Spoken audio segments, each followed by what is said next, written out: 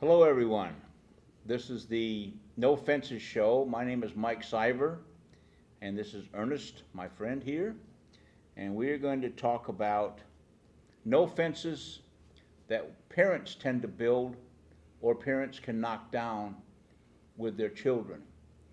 The biggest thing that it brings it to my mind is I listen to the TV, and about the last thing that comes to my mind was about a week ago, 2 weeks ago, these two boys 13-year-old boys got into an argument over a girl, Mm-hmm. and one stabbed the other one. Right, Now, when I was your age, when we were young, right, um, if I got mad or jealous over a boy for a girlfriend that I had, right, we'd try and beat each other up. right. That was it. Yeah, The value that children are taught today, and they see it on TV, they see it everywhere. You know, we see it all the time. Doesn't appear to be any value on life, no, life it really isn't. and that's a huge fence for the boy that did it is going to have a record of some sort. The one that's the victim is what's he going to think for the rest of his life? Right, And the girl, what role does she play in that? Is she, oh, they fought over me, right, I'm so hot, I'm all that? right. Or does she feel sad That they fought. that they fought over her? So you and I had to talk earlier, and you got a lot to say about this, because I know we started talking about different parts of parenting, Right. knocking down fences, or building up fences that we don't even know we're doing intentionally. Well, you asked me to talk tonight, so I could talk about both. I had a grandmother who was I came from a pretty educated family, no, a well-educated family. But my grandmother was an ex-teacher, and she was always teaching us stuff. Well, she had diabetes, so she lost both her legs, and she ended up with cataracts and went blind. But she still taught us stuff. She was a great checker player before she went blind, and after she went blind, we had a number checkerboard. So she showed us that just because you're blind, that don't create fences. Right. You can get around them. And she knew everybody that came in the house.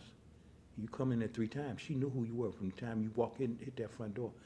And I asked her, was she blind? Well, you sure you blind? And she said, yeah. So she sent my aunt to the store to get a mask, like a sleeping mask. And me, my first cousin, and my brother all acted a 24-hour period with that mask on.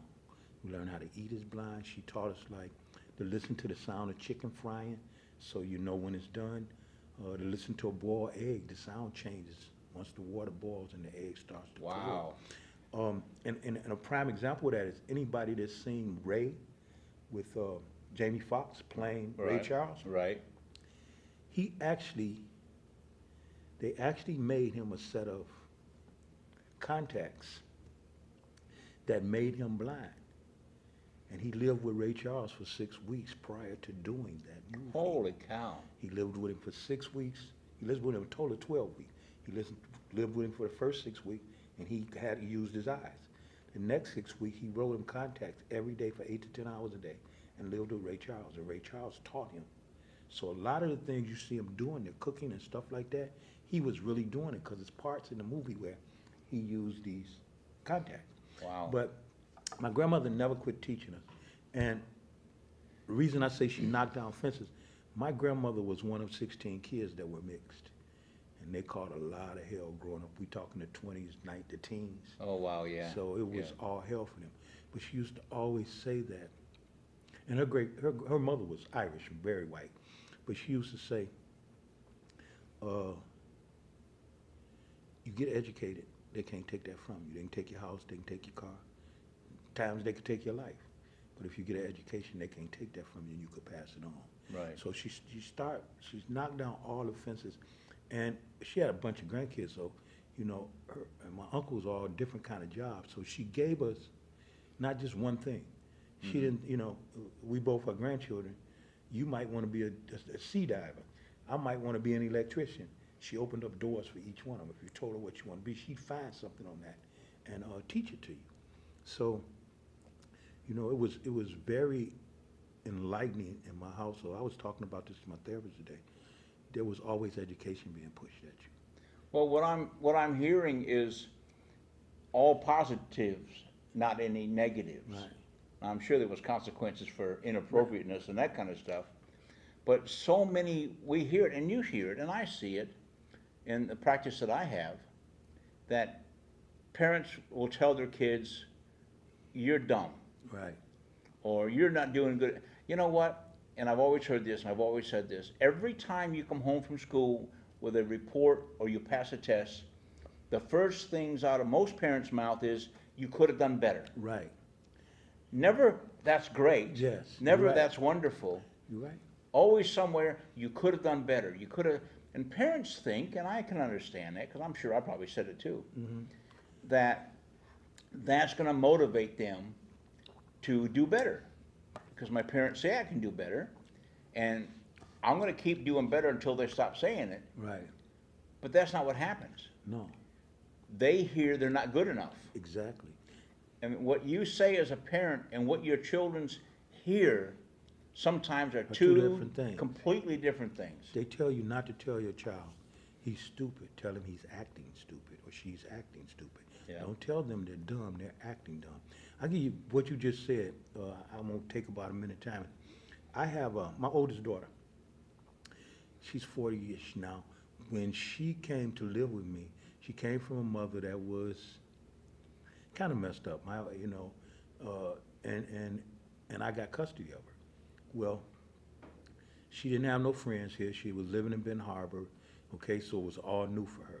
And she was trying to make friends and do things, but she struggled in middle school. I mean, she really struggled, D's, C's, but she was on a citizens committee and some other things that she was really good at. And like you say, I learned from my grandmother, you encourage what they're doing. Okay, you could do a little better, but you ain't failing, is what I used to tell her. Now, my son and my youngest daughter were both A students. And they used to bring all A's in and argue over who had the most A's and all of that. Right. But to see how things turn around, the daughter I was talking about first, my oldest daughter, she left for Africa Saturday. Wow. She's in Africa, and she's doing a student exchange program in Africa. She's in Senegal, is that how it's pronounced? Senegal? Senegal. Okay. She's in Senegal. She's going to be there for 3 weeks in a student exchange program. Cool. Now, her oldest son, my oldest grandson, he's in prison. But her second son went to Africa last year on a gardening program, totally different from what she was going. Wow. And he has been invited back. So she struggles, so she couldn't get a bachelor's degree when she gets back. No, a master's degree when she gets back. She went into college, and she didn't know what she wanted to do, so she took some medical classes. She went from a C student in middle school to in college getting an A in medical terminology.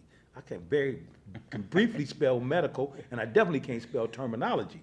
So, and she got A's, she got all of them right, and I'm thinking, I struggled, with spelling growing up, but she knows how to do this now, and I can remember telling her, be strong in spelling, because I was so weak in spelling. I was strong in math and stuff like. But she is 6-7 months away from getting a master's degree in social work. So, I didn't put fences up for her. Her mother and that side of the family had told her, you can't do this and you can't, except for one uncle who went to college. And he used to tell her, you can do anything you want. Well, we got a little bit less than a minute left, and we're going to do a couple more shows on this. And the concept is to help parents understand that, not intentionally, I'm sure, Right. subconsciously in trying to motivate children, we sometimes build fences around them Right. or give them fences that they use to not get any better and not to improve their life Right. standing or whatever they do. And they're always comparing themselves To other people, Right. other things. And it's okay to compare as long as you don't make that your standard, right. because you have to set your own standard. You do. And with that, we're going to say so long for this show, Okay. and we'll be back here in a little while and do another show. Correct.